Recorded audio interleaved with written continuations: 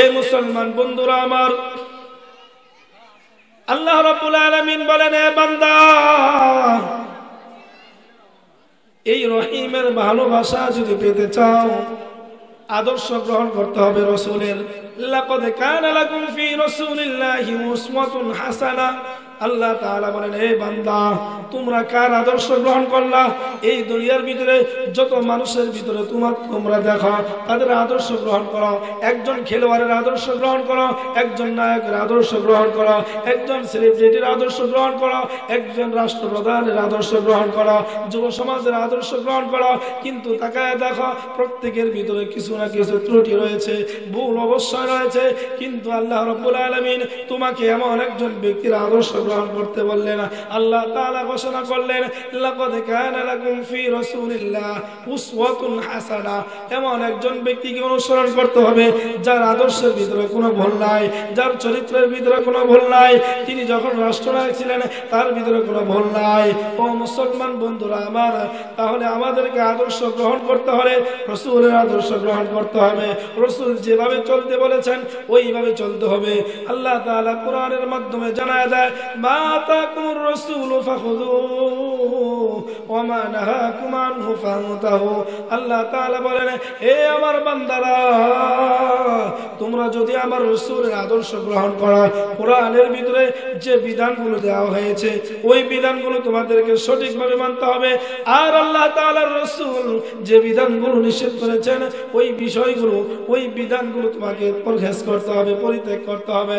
কিন্তু মুসলমান, বড় দুঃখ এবং পরিতাপের সাথে বলতে হয়, এই যে স্বাধীনতা দিবস চলতেছে, বিজয়ের মাস চলতেছে, এই বিজয়ের মাসকে উপলক্ষ করে এই বিজয়কে মানুষ উদযাপন করার জন্য আজকে যে সমস্ত যুবকগুলো রাসূলের আদর্শ ছেড়ে দিয়ে এই জাগতিক মানুষের আদর্শ তোমরা গ্রহণ করেছ, ও যুবক ভাইরা আমার, যে সমস্ত যুবক ভাইরা রাতের বেলা দিনের বেলা বক্স এনে মানুষদেরকে গান শোনাও, এমন এক অবস্থা তুমি তৈরি করো, তোমার এই গানের আওয়াজে, তোমার এই গানের তালে তালে জমিনটা থর করে কাঁপতে থাকে।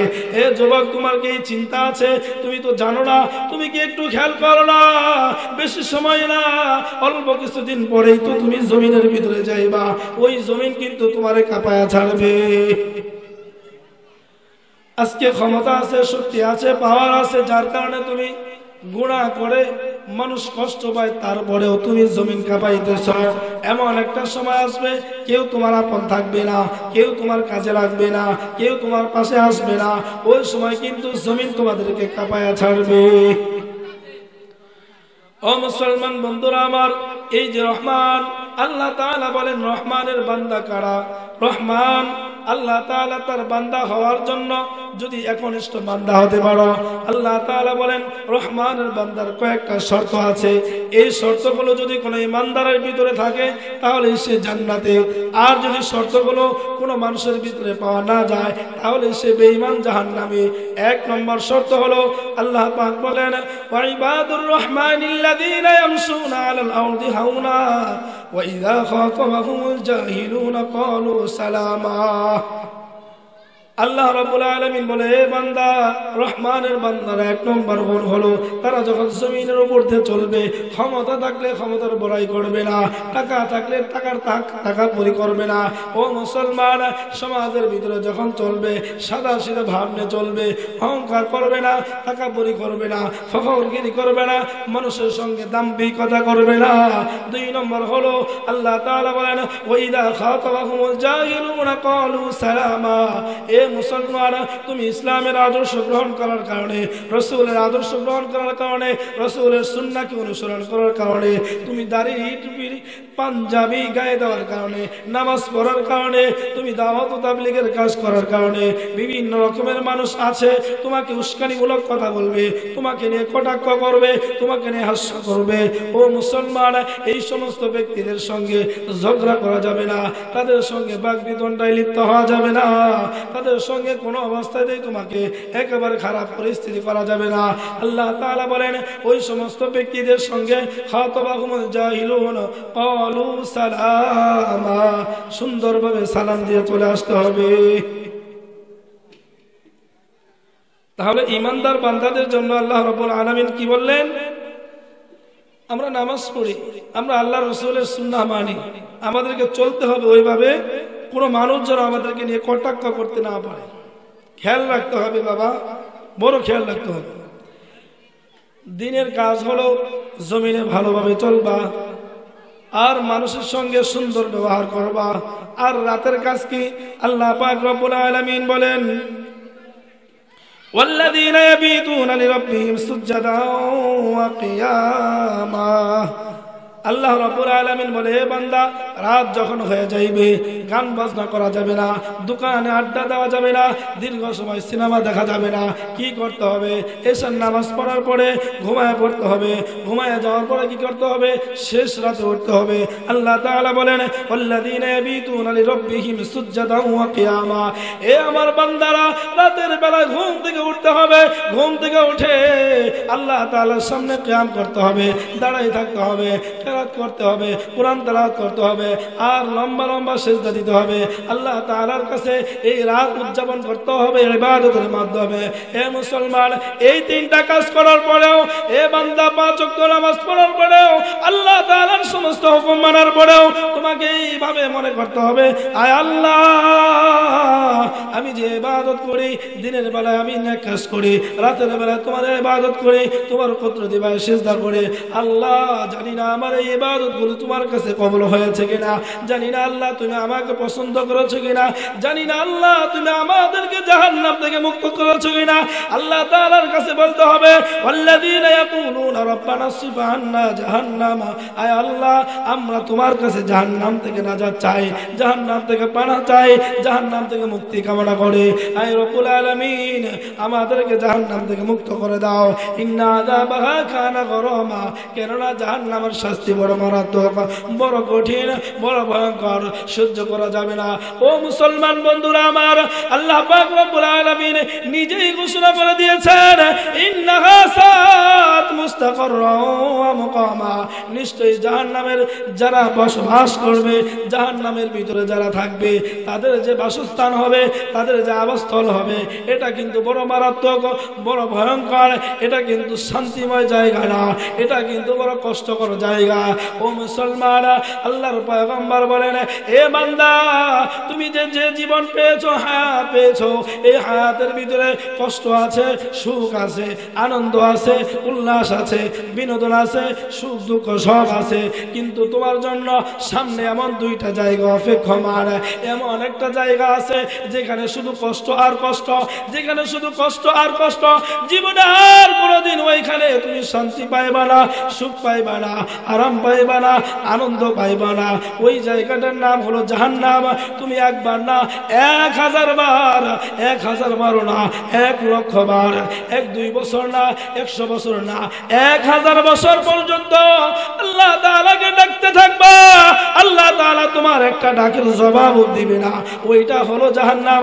আল্লাহ তাআলার কাছে পানি চাইবা, আল্লাহ, জাহান্নামের শাস্তি আর সহ্য করতে পারি না, আল্লাহ একটু পানি দাও। আল্লাহকে বারবার বারবার ডাকতে থাকবা। আল্লাহ তাআলা শুনবে না, তোমার জবাব দিবে না। ফেরেশতাদেরকে বলবে, এই ফেরেশতারা, যা দেখ কে ডাকতেছে, কেন ডাকতেছে, যা তাদেরকে জিজ্ঞাসা কর। ফেরেশতারা যাবে আর বলবে, নাফরমান, কেন আল্লাহকে ডাকো? আল্লাহকে ডাকার কারণটা কি? তখন বলবে, এই যে কষ্ট, এই যে আগুনের যন্ত্রণা, এই যে গরম, এই যে উত্তপ্ত আর সহ্য হয় না। আল্লাহ তাআলার কাছে একটু বলেন, আল্লাহ তাআলা যেন আমাদেরকে এই গরমে, আগুনের এই শাস্তি যেন পরিবর্তন করিয়া ঠান্ডার ব্যবস্থা করিয়া দেয়। ও মুসলমান, মুহূর্তের ভিতরে আল্লাহ রাব্বুল আলামিন এমন এক শাস্তির ব্যবস্থা করে দিবেন, এমন এক ঠান্ডার ব্যবস্থা করে দিবেন, এমন এক, এই যে শীত পড়েছে, এমন এক শীতের ব্যবস্থা করে দিবেন। এই শীত হওয়ার পরে বান্দা আল্লাহ তাআলার কাছে যখন পানি চাইবে, আল্লাহ তাআলা তখন বরফের চাইতেও ঠান্ডা পানি দিবেন। আল্লাহ পাক রব্বুল আলামিন এই জাহান্নামীদের কাছে জাহান্নামের ঠান্ডার শাস্তি যখন দেবেন, আল্লাহ পাক রব্বুল আলামিন এই ঠান্ডার ভিতরে জাহান্নামদের উপরে বরফের বৃষ্টি ফেলাবেন। তখন জাহান্নামী বান্দারা আরো কষ্ট পাবে, আরো কষ্ট বেড়ে যাবে, আরো কষ্ট বেড়ে যাবে। আল্লাহ পাক রব্বুল আলামিন বলেছেন এই জাহান্নামের ভিতরে শাস্তি কমবে না, যতই দিন যাবে শাস্তি আরো বেড়ে যাবে, আরো বাড়ায় দেওয়া হবে, কমানো হবে না। জান্নাতীদের কথা বিশ্বনবী বলেছেন এমন একটা জায়গা অপেক্ষমান, তুমি যদি আল্লাহর শর্ত অনুযায়ী রাসূলের তরিকা অনুযায়ী আমল করো, ওই যে জান্নাত, যেই জান্নাতের ভিতরে কোনোদিন কষ্ট হবে না, কোনোদিন দুঃখ পাইবে না, কেউ তোমাদেরকে আঘাত করে কথা বলবে না, একটা বার তোমাদেরকে নেক কাজ করতে হবে না, জান্নাতে যাওয়ার পরে দাড়ি রাখতে হবে না, জান্নাতে যাওয়ার পরে নামাজ পড়তে হবে না, তাহাজ্জুদ পড়তে হবে না, বিনজাস নামাজ পড়তে হবে না, জান্নাতে যাওয়ার পরে দান সদকা করতে হবে না, জান্নাতে যাওয়ার পরে কি করবা ও মুসলমান, আমাদের আদি পিতা আদমকে যেমন বলেছিল, ও আদম এই জান্নাতের ভিতরে থাকবা, যা খুশি তাই করবা, যেখানে ইচ্ছে সেখানে যাইবা, যা খাইতে মন চাই তাই খাইবা, কিন্তু তোমার জন্য একটা গাছ নিষিদ্ধ। ও মুসলমান, আদমের জন্য নিষিদ্ধ ছিল, আমার আপনি যদি জান্নাতে যাই তখন কিন্তু আর নিষিদ্ধ হবে না, নিষিদ্ধ করা হবে না। আল্লাহ রাব্বুল আলামিন বলবে এই জান্নাতের ভিতরে তোমার যত নিয়ামত খাইতে মন চায়, যা খুশি তা করতে মন চায় তুমি করবা, কোনো গুনাহ হবে না। ও মুসলমান, শর্ত হলো আল্লাহ তাআলার বিধান রাসূলের তরিকা অনুযায়ী আমল করতে হবে, যদি না করতে পারো তাহলে ওই জাহান্নামের গর্তের ভিতরে তোমাদেরকে ফেলে দেওয়া হবে। রহমানের বান্দা হিসেবে আরো যে গুণ আল্লাহ তাআলা বলেন, ওয়াল্লাযীনা ইযা আনফাকু লাম ইউসরিফু ওয়া লাম ইয়াকতুরু ওয়া কানা বাইনা যালিকা কওয়ামা। আল্লাহ তাআলা বলেন রহমানের বান্দা হিসেবে আরেকটা গুণ হলো, এ বান্দা যখন তুমি টাকা পয়সা অপচয় করবা, টাকা পয়সা খরচ করবা, অপচয় করা যাবে না, নষ্ট করা যাবে না, এমনি টাকা ব্যয় করা যাবে না। আল্লাহ তাআলা বলেন এ বান্দা টাকা পয়সা নষ্ট করা যাবে না, আবার কৃপণতাও করা যাবে না। সমাজের ভিতরে অসংখ্য মানুষ দেখা যায় মসজিদ মাদ্রাসার জন্য টাকা চাওয়া হলে তারা কি করে, টাকা দিতে চায় না, কিন্তু এমনি অনেক কাজে তারা কি করে, টাকা এমনি নষ্ট করে, টাকা ব্যয় করে। কিন্তু মুসলমান বন্ধুরা আমার, আবার যখন মসজিদে মাদ্রাসার জন্য বিভিন্নভাবে গরিব দুঃখী এতিম মিসকিন তারা যদি টাকা চায়, তখন ওই সময় তাদের কাছে টাকা থাকে না, কৃপণতা ভাব ধরে আর বলে কি ব্যাপার, তুমি তো কাজ করেও খেতে পারো। ও মুসলমান, সে কি করে খাবে না খাবে তোমার তো দেখার বিষয় না। আল্লাহ তাআলা তোমাকে টাকা পয়সার মালিক বানিয়েছে। আল্লাহ তাআলা বলছেন বান্দা, ওয়ানফিকু মিম্মা রাযাকনাকুম মিন ক্বাবলি আইয়াতি আহাদাকুমুল মাউত। এ বান্দা, আমি তোমাকে সম্পদ দিয়েছি, এই সম্পদগুলো থেকে আর তোমার মৃত্যু হওয়ার আগেই আমি আল্লাহ তাআলাকে সন্তুষ্টি করার জন্য যত রাস্তা রয়েছে সমস্ত রাস্তায় কি করতে হবে, টাকা পয়সা ব্যয় করতে হবে, দান সদকা করতে হবে। মরার পরে কিন্তু সুযোগ পাইবা না। যারা আজকে মনে করতেছো এই টাকাই তোমার আসল, না, তোমার বাবাও মনে করেছিল এই টাকায় আসল, এই জমি করি, এই জমি, এই বাড়ি, এই জায়গা, এই সব কিছুই আমার, এগুলো আমাকে সবচেয়ে বাঁচাবে। কিন্তু না রে মুসলমান, না। আল্লাহ পাক রব্বুল আলামিন বলে বান্দা তাকায় দেখো, তোমার পূর্বপুরুষ তারাও এই জমির মালিক ছিল, এই জমির দাবি তারাও করেছে, কিন্তু আজকে কেউ নাই। একটু তাকায় দেখো, তোমার বাবা তোমার জন্য কত টাকা এই দুনিয়ায় রেখে গেল, তোমার বাবার জন্য কয় টাকা তুমি দান করো, তোমার দাদার জন্য কয় টাকা তুমি দান করো। ও মুসলমান, চিন্তা হলো আমার আল্লাহ তাআলা বলেন এ বান্দা এই টাকাগুলো কি করতে হবে, তোমার মৃত্যুর আগেই আল্লাহ তাআলার রাস্তায় ব্যয় করতে হবে। রহমানের বান্দার আরো যে গুণ আল্লাহ তাআলা বলেন, ওয়াল্লাযীনা লা ইয়াদউনা মা'আল্লাহি ইলাহান আখার ওয়া লা ইয়াকতুলুনা আন-নাফস আল্লাতী হারামাল্লাহু ইল্লা বিল হক ওয়া লা ইয়াজনুন ওয়া মান ইয়াফআল যালিকা ইয়ালকা আসামা। রহমানের বান্দা হিসেবে আরেকটা গুণ হলো আল্লাহ তাআলা বলেন, ও বান্দা আল্লাহ তাআলার সঙ্গে কাউকে শরীক করা যাবে না, আল্লাহ তাআলার সঙ্গে কাউকে পার্টনার বানানো যাবে না। আল্লাহ রাব্বুল আলামিন সুন্দর করে বলে দিয়েছেন, ও কুলিল হামদুলিল্লাহ, হে নবী আপনি বলেন আলহামদুলিল্লাহ, সমস্ত প্রশংসা আল্লাহ তাআলার, আল্লাযী লাম ইয়াত্তাখিয ওয়ালাদা, যিনি কোনোদিন কোনো সন্তান জন্ম দেয় নাই, সন্তানের মালিক তিনি না। ওয়ালাম ইয়াকুল লাহু শারীকুন ফিল মুলক, যে আল্লাহ এই তার রাজত্বের ভিতরে কার কোনো শরীক নাই। কেউ বলতে পারবে না এই শরীকটা আমার। চন্দ্র বানাইছে আমি, সূর্য বানাইছে আমি, আসমান বানাইছে আমি, জমিনটা বানাইছে আমি, সাগর বানাইছে আমি, পর্বতগুলো বানাইছে আমি। কেউ বলতে পারবে না। আল্লাহ বলেন ওয়ালাম ইয়াকুল লাহু শারীকুন ফিল মুলক, আমার এই রাজত্বের ভিতরে কারো কোনো শরীক নাই, কারো কোনো মালিক নাই। আল্লাহ তাআলা বলেন ওয়ালাম ইয়াকুল লাহু ওয়ালিয়্যুম মিনাজ যুল্লি, এ বান্দা আমাকে কেউ কোনো সময় কোনো অবস্থাতে আমাকে অপদস্থ করতে পারে না। আমি কারো কাছ থেকে অপদস্থ হই না, আমি কারো কাছ থেকে লাঞ্ছিত হই না, আমি কারো কাছ থেকে বঞ্চিত হই না। দুনিয়ার প্রত্যেকটা মানুষ ক্ষমতায় বদল। আল্লাহ বলেন কুলিল্লাহুম্মা মালিকাল মুলক তুতিল মুলকা মান তাশা, এই গোটা পৃথিবীর রাজত্বের মালিক আমি। তুতিল মুলকা মান তাশা ওয়া তানজিউল মুলকা মান তাশা, আমি আল্লাহ যাকে ইচ্ছা করে তাকে ক্ষমতার মসনদে বসাই। আমি আল্লাহ যাকে ইচ্ছা করে আবার ক্ষমতার মসনদ থেকে সরাই দেই। অত ইজ্জু মান তাশা, আমি আল্লাহ যাকে ইচ্ছা করে সম্মান তাকে দান করি। অত যিল্লু মান তাশা, আমি যাকে ইচ্ছা করে লাঞ্ছিত করি। ও মুসলমান, বিয়াদিকাল খায়র, সমস্ত কল্যাণ সব কিছুর মালিক আমি আল্লাহ। আমার আল্লাহ তাআলা বলেন ওয়ালাম ইয়াকুল লাহু শারীকুন ফিল মুলক ওয়ালাম ইয়াকুল লাহু ওয়ালিয়্যুম মিনাজ যুল্লি। ও মুসলমান, আল্লাহ তাআলাকে কেউ কোনো সময় কি করতে পারে না, অসম্মানী করতে পারে না। ওয়ালাম ইয়াকুল লাহু ওয়ালিয়্যুম মিনাজ যুল্লি ওয়া কাব্বিরহু তাকবীরা। তাহলে তাকবীর কার দিতে হবে? কার নাম ঘোষণা করতে হবে? একমাত্র হলো কে? আল্লাহ। আল্লাহ তাআলার মালিকানার ভিতরে কোনো শরীক নাই। কিন্তু মুসলমান, আজকে একটা জাতি রয়েছে অমুসলিম, যাদেরকে বলা হয়। এই অমুসলিমগুলো, সময় স্বল্পতার কারণে বলতে পারছি না, অমুসলিমগুলো আল্লাহ তাআলার সঙ্গে শরীক সাব্যস্ত করে। তারা কত বেয়াকুব, বুঝে না।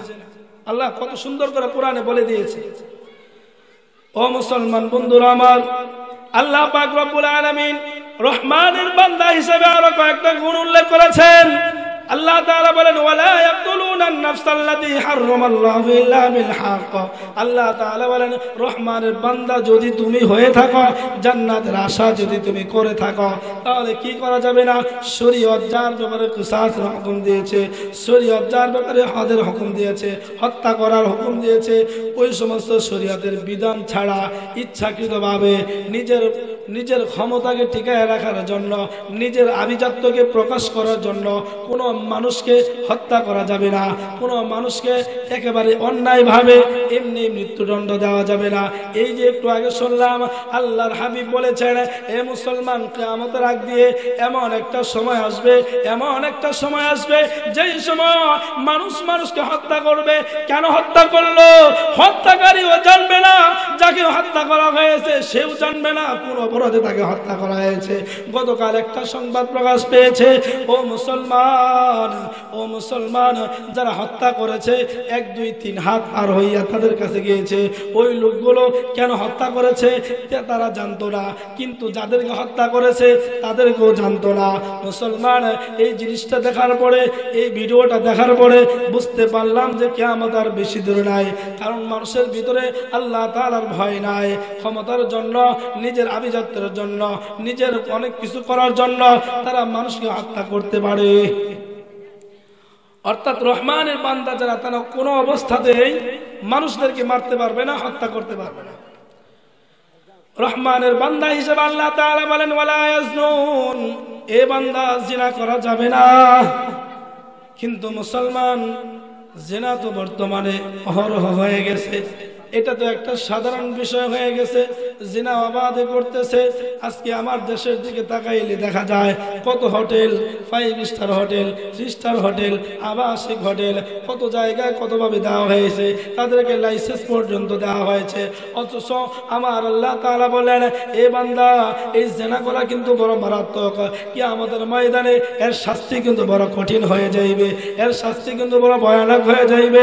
কিন্তু মুসলমান, আজকে যদি যুবকরা বিবাহ শাদী করতে চায়, কত শর্ত লাগায়। দেখানো হয়। এই যুবকটা কয় টাকা ইনকাম করে, এই যুবকটা কেমন চাকরি করে, এই যুবকটার বাড়িটা কেমন, এই যুবকটার সোসাইটি কেমন, সব কিছু খোঁজা হয়। কিন্তু মুসলমান বন্ধুরা আমার, জানা এত সহজ হয়ে গেছে, বিয়া বড় কঠিন হয়ে গেছে। আল্লাহর হাবিব বলেছেন কিয়ামতের আগ দিয়া এমন একটা অবস্থা হবে, বিবাহ কঠিন হয়ে যাইবে, জানা করা সহজ হয়ে যাইবে। আল্লাহর হাবিবের কথা বর্তমানে একেবারে বাস্তবায়ন হয়ে গিয়েছে। ও মুসলমান বন্ধুরা আমার, রাসূলের জামানায় একজন নারী জানা করেছিল। জানা করার পর তার অন্তরের ভিতরে আল্লাহর ভয় ঢুকে গিয়েছিল। এই ভয় ঢোকার কারণে ওই জানাকারিনী মহিলা আল্লাহর হাবিবের কাছে গিয়ে বলে, ইয়া রাসূলুল্লাহ, ইয়া হাবিবাল্লাহ, আমি তো অন্যায় করে ফেলেছি, আমি জানা করেছি। ওগো আল্লাহর হাবিব, আমার এই জানার বিচার আপনি করিয়া দিন। আল্লাহর হাবিব তার থেকে মুখটা ঘোরায় নিয়েছে। কেন রে মুসলমান নিয়েছেন? ঘোরায় নেওয়ার উদ্দেশ্য হলো তুমি অন্যায় করেছ, অপরাধ করেছ, জিনা করেছ, খুন করেছ, যত গুনাহ তুমি করো না কেন, তুমি দীর্ঘ 40 বছর, 50 বছর, 100 বছর পর্যন্ত হায়াত পেয়েছ, তুমি আল্লাহকে মানো নাই, আল্লাহকে আল্লাহ বলে স্বীকার করা নাই। আমার আল্লাহ বলেন, হে বান্দা, তোমরা যদি গভীর রাত্রে আমি আল্লাহ তাআলার কাছে মাফ চাও, আমি আল্লাহ মাফ করে দেব। দুনিয়ার সমস্ত কিছু যখন আদালত বন্ধ হয়ে যায়, অফিস বন্ধ হয়ে যায়, দুনিয়ার সব কাজ কারবার যখন বন্ধ হয়ে যায়, আমার আল্লাহ পাক রব্বুল আলামিন প্রথম আসমানে নেমে আসেন আর বলেন, আলা মিন মুস্তাগফিরিন ফাগফির লাহু, কে আছো গুনাহগার, আমি আল্লাহ তাআলার কাছে ক্ষমা চাও, মাফ চাও, আমি আল্লাহ তোমাদের জীবনের সমস্ত গুনাহগুলি মাফ করে দেব। ও মুসলমান, গুনাহ করেছেন, হতাশা হওয়ার কারণ নাই। আল্লাহ পাক রব্বুল আলামিন এরপর আয়াতে আল্লাহ তাআলা জানায় দেয়, ইল্লা মান তাবা ওয়া আমানা ওয়া আমিলা আমালান সালিহা। আল্লাহ তাআলা বলেন, যারা কি করবে? ঈমান আনবে, তওবা করবে, নেক আমল করবে, আল্লাহ তাআলা তাদের জীবনের সমস্ত গুনাহগুলি মাফ করে দিবে।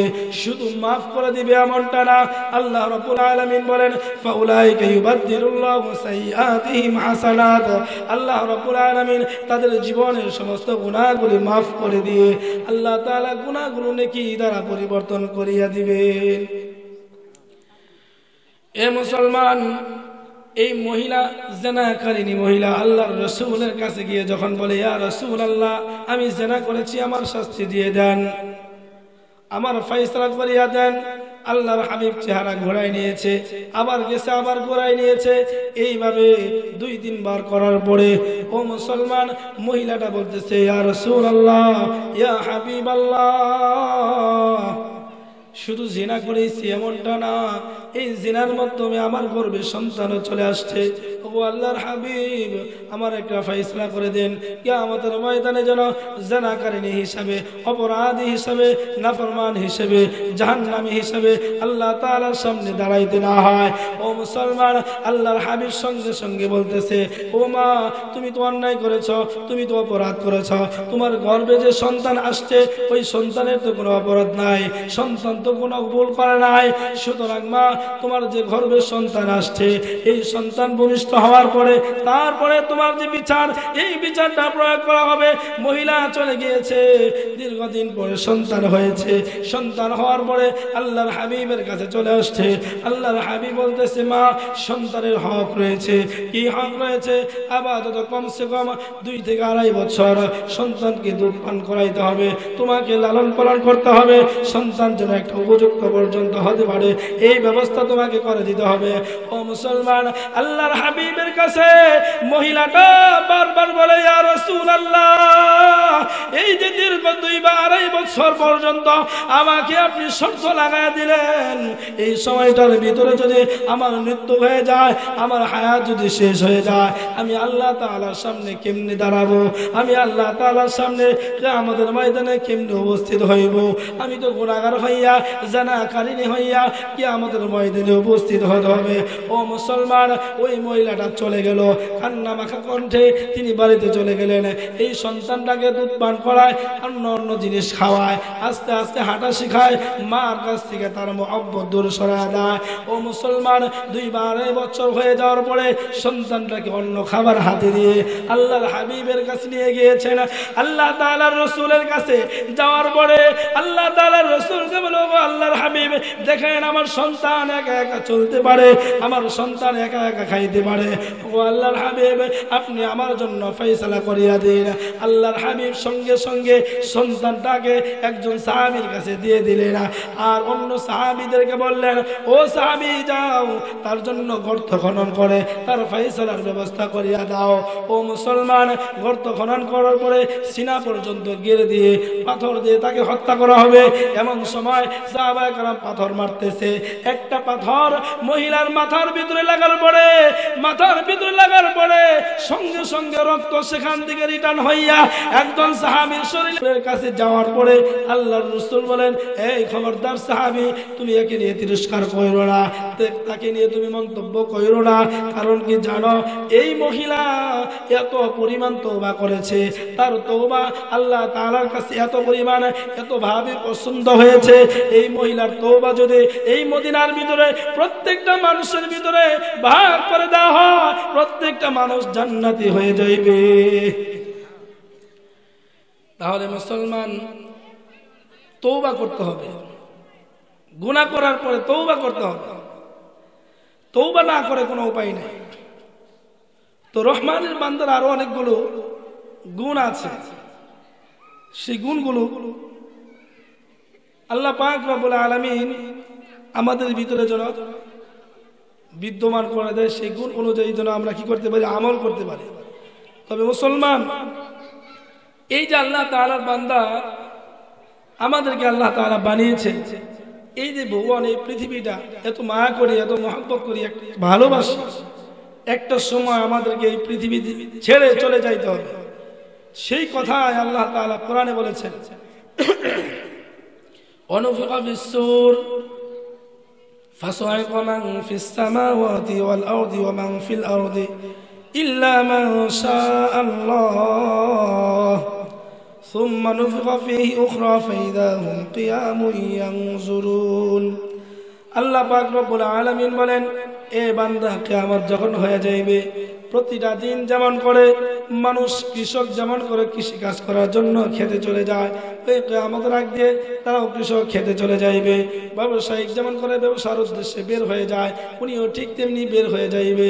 চাকরিজীবী যেমন করে চাকরির উদ্দেশ্যে তিনি অফিসে চলে যায়, ঠিক তিনি অফিসেও চলে যাবেন। মহিলারা যেমন করে সকালবেলা রান্না করে, তারাও ঠিক মতো রান্নাই করবেন। আল্লাহ তাআলা বলেন, অনুফিকা ফিস-সূর ফাসায়কা মান ফিস সামাওয়াতি ওয়াল আরদ। হঠাৎ করে ইসরাফিল আলাইহিস সালাতু ওয়াস সালাম সিংহায় ফু দিয়ে দিবেন। সিংহার ফু এমন ভয়াবহ হবে, এমন বিকট হবে, এমন কঠিন হইবে। এই কঠিন হওয়ার কারণে মুসলমান বন্ধুরা আমার, প্রত্যেকটা মানুষ একেবারে সংজ্ঞাহীন হয়ে যাইবে, বেহুশ হয়ে যাইবে, পাগলের মতো হয়ে যাইবে। ও মুসলমান, আল্লাহ তাআলা বলেন, ইল্লা মান শাআল্লাহ, কিন্তু আমার আল্লাহ তাআলা যাদের ব্যাপারে এরকম পাগলামি চাইবে না, যারা বেহুশ হবে এরকম চাইবে না, তারা ছাড়া দুনিয়ার প্রত্যেকটা মানুষ বেহুশ হয়ে যাইবে। কে কে পাগল হবে না আমার আল্লাহ তাআলা জানায় দেয়। 1 নম্বর হলো আরশ বহন করে ফেরেশতারা, তারা পাগল হইবে না, তারা বেহুশ হইবে না। 2 নম্বর হলো জিবরাইল, মিকাইল, ইসরাফিল, আজরাইল, এরা বেহুশ হবে না। আবার কেউ কেউ বলেছেন জান্নাতের যে হুর গিলমান রয়েছে তারা বেহুশ হইবে না। কিন্তু মুসলমান বন্ধুরা আমার, এদেরও একটা সময় মৃত্যু হয়ে যাইবে, সকলেরই মৃত্যু হয়ে যাইবে। আল্লাহ তাআলা বলেন, কুল্লু মান আলাইহা ফান ওয়া ইয়াবকা ওয়াজহু রাব্বিকা যুল জালালি ওয়াল ইকরাম। আল্লাহ রাব্বুল আলামিন বলেন, এই পৃথিবীতে যারা আছে